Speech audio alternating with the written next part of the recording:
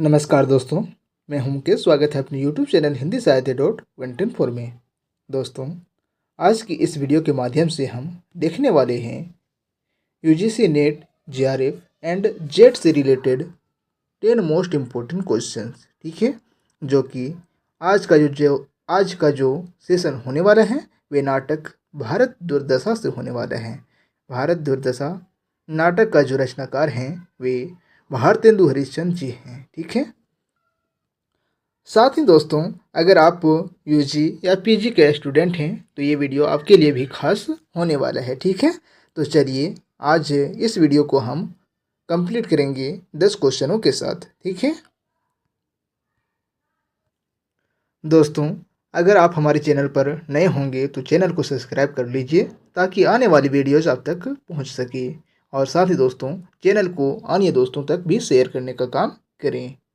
ठीक है, और दोस्तों, अगर आप नेट जेआरएफ की तैयारी कर रहे हैं तो आप हमारे चैनल से एनी टाइम जुड़े। नाटक से जितने भी क्वेश्चंस बनने वाले होते हैं, जैसे कि जितने भी नाटक हैं, कहानी हैं, उपन्यास हैं, निबंध हैं, है ना, इन सभी से जितने भी क्वेश्चंस बनने वाले होंगे ऑब्जेक्टिव में, हाँ, उन सभी को हम कंप्लीट करते चलेंगे। जैसे कि आज हम भारत दुर्दशा नाटक से 10 क्वेश्चन को करवाने वाले हैं, और इसी के साथ हम अगले वीडियो में हम अगले 10 क्वेश्चन को करवाएंगे। ठीक है, और जब इस नाटक से क्वेश्चन अगर समाप्त हो जाते हैं तो हम लास्ट में इस नाटक का समरी आप लोग के सामने प्रस्तुत करेंगे। ठीक है, तो आप सभी हमारे चैनल से जुड़े रहें, क्योंकि एक से एक वीडियोस आपको देखने को मिलेंगे ऑब्जेक्टिव क्वेश्चन से रिलेटेड। ठीक है, तो चलिए हम अब और देर ना करते हुए अब क्वेश्चन की तरफ बढ़ते हैं।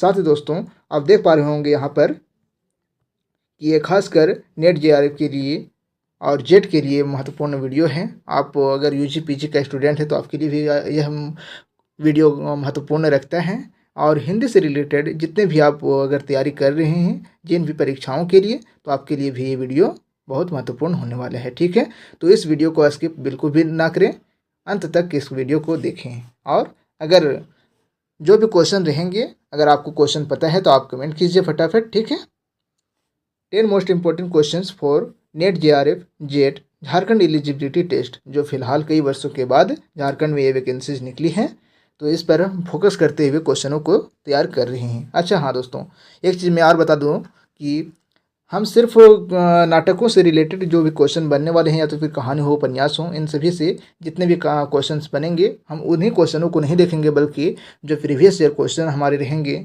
नेट जेआरएफ में पूछे गए हैं, है ना, उन सभी क्वेश्चनों को भी देखते चलेंगे। ठीक है, उसके लिए हम अलग से वीडियो बनाएंगे, तब तक कि आप इस वीडियो को कंप्लीट कीजिए। ठीक है दोस्तों, भारत दुर्दशा जो नाटक है ना, भारतेंदु हरिश्चंद्र द्वारा रचित ये नाटक है। अगर मैं इस नाटक के प्रकाशन वर्ष की बात करूं तो इस नाटक का जो प्रकाशन वर्ष है वे 1880 ईस्वी है दोस्तों। ठीक है,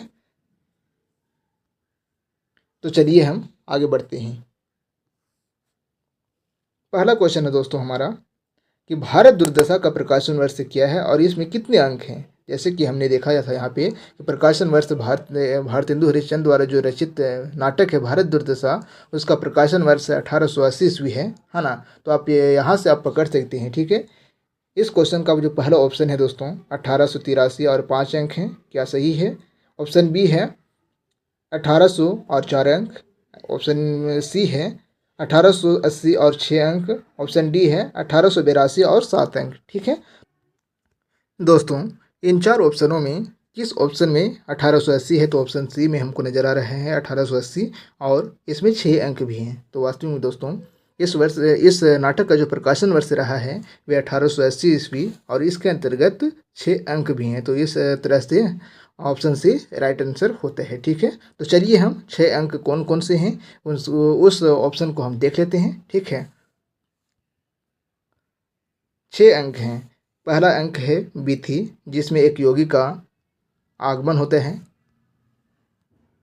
दूसरा ऑप्शन है शमशान और टूटे फूटे मंदिर। ठीक है, तीसरा अंक है मैदान। चौथा अंक है अंग्रेजी कमरा। पांचवा अंक है किताब खाना, और छठा अंक है दोस्तों गंभीर वन का मध्य भाग। ठीक है, इस प्रकार से पहला क्वेश्चन हमारा कंप्लीट होता है। चलिए हम दूसरे क्वेश्चन की तरफ बढ़ते हैं। दूसरा क्वेश्चन है दोस्तों हमारा कि भारत दुर्दशा नाटक के पात्रों में शामिल कौन नहीं है। ठीक है, भारत भाग्य, option A, option B Bharat दुर्देव, ऑप्शन सी आशा और ऑप्शन डी सावित्री। दोस्तों इन चार ऑप्शनों में दोस्तों हम भारत भाग्य को प्रमुख पात्रों में गिनती कर सकते हैं।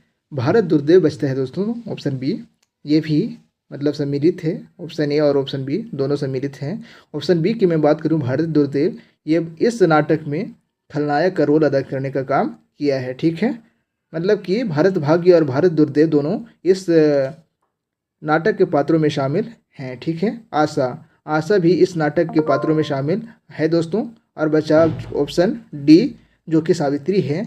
इस नाटक में इस नाम की जो पात्र हैं वे कोई नहीं हैं। अर्थात हम समझ सकते हैं कि जो इस नाटक है दोस्तों, यह नाटक जो है इसमें कोई व्यक्ति इस नाटक का पात्र नहीं रहा है। ठीक है, कहीं ना कहीं प्रतीकात्मक रूप में इस नाटक के पात्रों को चयन किया गया है। ठीक है, तो इस प्रकार से ऑप्शन डी हमारा राइट आंसर होता है ना। चलिए अब हम नेक्स्ट क्वेश्चन नंबर 3 पर बढ़ते हैं।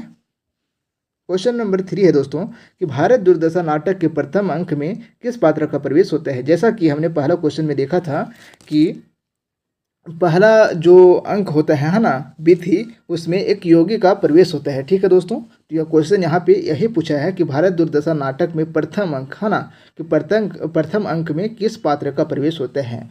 ठीक है, तो प्रथम अंक में जो है दोस्तों ऑप्शन ए योगी, option B Bengali, option C सभापति और ऑप्शन डी डिसलॉयल्टी। तो हमने जैसा कि पहले क्वेश्चन में देख चुका था कि योगी का प्रवेश होता है पहला अंक में। पहला अंक का नाम क्या है, तो बीथी है। ठीक है, तो बीथी का जो प्रवेश होता है, बीथी अंक में जो प्रवेश होता है वे ऑप्शन ए अर्थात योगी का प्रवेश होता है ना। Option A is right answer this question. ठीक है, अब इसी प्रकार हम चौथा क्वेश्चन में बढ़ते हैं और पाते हैं कि रोवहूँ सब मिली के आवहूँ भारत भाई, हाँ भारत दुर्दशा ना देखी जाए। अच्छा दोस्तों, चलिए हम पहले ऑप्शन देखते हैं, उसके बाद बताते हैं। ठीक है, उपर्युक्त पंक्तियाँ भारत दुर्दशा में किसके द्वारा गया है। ठीक है, ऑप्शन ए है योगी, ऑप्शन बी है सभापति, ऑप्शन बी है बंगाली, ऑप्शन सी है सभापति और ऑप्शन डी है डिसलॉयल्टी, है ना। तो जैसे कि हमने पहले भी देख चुका था कि पहला अंक जो होता है बीथी, उसमें एक योगी का आगमन होता है। ठीक है, एंट्री होते हैं। और जब पहला अंक में जब योगी का आगमन होता है दोस्तों, तो वे एक लावनी शैली में गीत गाते हुए आते हैं। ठीक है, किस शैली में, तो लावनी शैली में गीत गाते हुए आते हैं। और लावनी शैली में कौन सा गीत होता है, तो ये यही गीत होता है दोस्तों जो क्वेश्चन में पूछा गया है कि रोवहूँ सब मिल के आवहूँ भारत भाई, हाँ भारत दुर्दशा ना देखी जाई। ठीक है, तो इस प्रकार से हमारा जो इस क्वेश्चन का जो राइट आंसर होता है वे ऑप्शन ए योगी हो जाता है राइट आंसर। ठीक है, अब चलिए हम क्वेश्चन नंबर 5 की तरफ बढ़ते हैं। क्वेश्चन नंबर 5 में बताया गया दोस्तों कि खलनायक भारत दुर्देव की सेना में कौन शामिल नहीं है ना।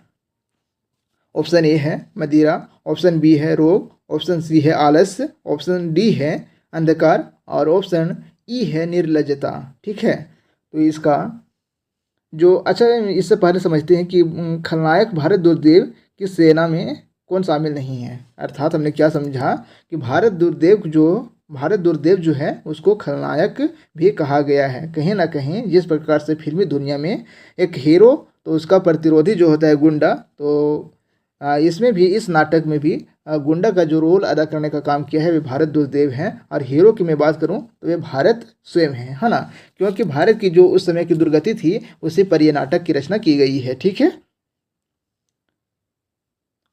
अब चलिए हम देखते हैं इसका राइट आंसर क्या है ना। तो इसका राइट आंसर हो जाएगा दोस्तों ई निर्लजता। इसका जो है मतलब कि इसकी सेना में शामिल नहीं है। अर्थात हम समझ सकते हैं कि मदिरा, रोग, आलस्य और अंधकार जो है इसकी सेना में शामिल है। अर्थात भारत को बर्बाद करने में इन सभी का हाथ पूरी रूप से शामिल है। ठीक है, निर्लजता ही जो एक ऐसा मतलब इसका प्रतिरोधी है जो इसकी सेना में शामिल नहीं है। कहीं ना कहीं भारत को यह मोटिवेट करने का काम करते हैं और उसको बताता है कि नहीं भारत तुम ऐसे नहीं हो, तुम फिर ऐसे आखिर क्यों बनते जा रहे हो, तुम अपनी मतलब कि तुम अपने आप को जगाओ, है ना। इस प्रकार से ये इसका कहना रहता है, ठीक है। जैसा कि हमने पहले भी देख चुका था कि इसमें जो पात्रों की जो संख्या रही है दोस्तों वे अनेक रही है, लेकिन पात्र के रूप में कोई व्यक्ति इसमें नहीं आया है, ठीक है। कहीं ना कहीं प्रतीकात्मक रूप में पात्रों को शामिल किया गया है, ठीक है। तो इस प्रकार से हमारा ऑप्शन ई राइट आंसर हो जाता है दोस्तों, ठीक है। क्वेश्चन नंबर अब 6 की तरफ बढ़ते हैं। कहा गया है कि दनु या में हाथ परे हिलाना नहीं अच्छा, मर जाना पर उठकर जाना नहीं अच्छा, है ना। उपर्युक्त पंक्तियां भारत दुर्दशा में किसके द्वारा गाया गया है? ऑप्शन चलिए हम देखते हैं, ठीक है। ऑप्शन ए है मदिरा, ऑप्शन बी है रोग, ऑप्शन सी है आलस्य, ऑप्शन डी है अंधकार और ऑप्शन ई है निर्लजता, ठीक है। तो इस प्रकार से इसका राइट आंसर जो हो जाएगा दोस्तों ऑप्शन सी हो जाएगा इसका राइट आंसर, है ना, ऑप्शन सी। चलिए हम 7 क्वेश्चन की तरफ बढ़ते हैं। क्वेश्चन 7 है दोस्तों कि भारत दुर्दशा नाटक के अंतिम अंक में कौन आत्महत्या करता है, ठीक है। तो अंतिम अंक में हमने पहले क्या देखा था दोस्तों कि अंतिम अंक का जो नाम रहता है वे क्या रहता है? तो गंभीर वन का मध्य भाग 6ठा अंक का नाम रहता है, ठीक है। इस नाटक में कितने अंक हैं? तो कुल 6 अंकों का यहाँ पे शामिल किया गया है ना, जिसमें कि अंतिम अंक है गंभीर वन का मध्य भाग, ठीक है। इस क्वेश्चन का पहला ऑप्शन है दोस्तों भारत, ऑप्शन बी है भारत भाग्य, ऑप्शन सी है भारत दुर्देव और ऑप्शन डी है अंधकार, ठीक है। तो इस क्वेश्चन का जो राइट आंसर हो जाएगा दोस्तों ऑप्शन बी अर्थात भारत भाग्य जो है वे इस क्वेश्चन का राइट आंसर हो जाएगा। हाँ, क्वेश्चन 8वां की तरफ बढ़ते हैं। क्वेश्चन 8वां में क्या बताया गया है 8 में कि भारत दुर्दशा नाटक के संबंध में कौन सा कथन गलत है, ठीक है। यह एक दुखांत नाटक है, ऑप्शन ए। भारतेंदु ने इस नाटक को लास्य रूपक भी कहा है, ऑप्शन सी है कि अंग्रेजी राज्य द्वारा किए गए अत्याचारों की प्रत्यक्ष निंदा है, हाँ। ऑप्शन डी है कि इस नाटक में कुल 7 अंक हैं। तो हमने पहले भी देख चुका है दोस्तों कि यहाँ पे इस नाटक में सबसे पहले ऑप्शन को काटने का काम कीजिएगा, ठीक है। कभी भी क्वेश्चन अगर एग्जाम में पूछ देते हैं तो ऑप्शन को काटने का काम कीजिए ताकि क्वेश्चन को बनाने में हमें मतलब थोड़ा आसानी हो, ठीक है। तो सबसे पहले हम जानते हैं कि पहले भी देख चुके हैं कि इस नाटक में कुल 6 अंक हैं, ठीक है, और इसमें बताया गया है 7 अंक, ठीक है। तो यहाँ पे ऑलरेडी ये मतलब कि ऑप्शन कट जा रहा है। तो क्वेश्चन में यही बताया गया है कि भारत दुर्दशा नाटक के संबंध में कौन सा कथन गलत है। तो हम ऑटोमेटिक जानते हैं कि इसमें कुल 6 अंकों को शामिल किया गया है और ऑप्शन डी में 7 अंक को बताया गया है, ठीक। तो इस प्रकार से ऑप्शन डी मतलब ऑप्शन डी जो है वे गलत हो जाता है, ठीक है ना। ऑप्शन डी इसका सही आंसर है। क्वेश्चन 9वां हो जाएगा दोस्तों कि भारत दुर्दशा नाटक में भारत का प्रवेश किस अंक में होता है, ठीक है। भारत का प्रवेश जो होता है वे किस अंक में होता है ना।